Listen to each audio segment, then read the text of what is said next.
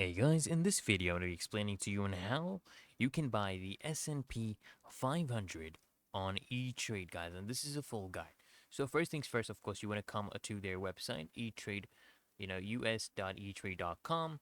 Come here and you want to create an account. Click on the top right, click on open an account, and you're going to go through the process to open an account. It should take you, about 10 minutes, and then guys, you want to deposit amount on your account. Just put some money in that you will be paying for the shares that you want to buy.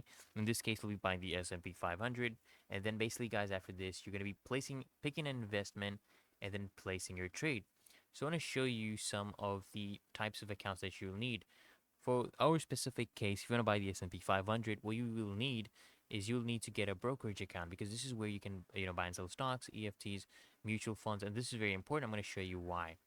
So the reason I want you to open up the brokerage account is because if you want to invest in the S&P 500, what we will need, guys, is that we will actually need to buy.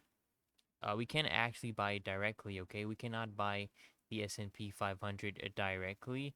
What you can do is we can invest in EFTs, which is basically exchange traded funds that will either track the S&P 500 or another fund.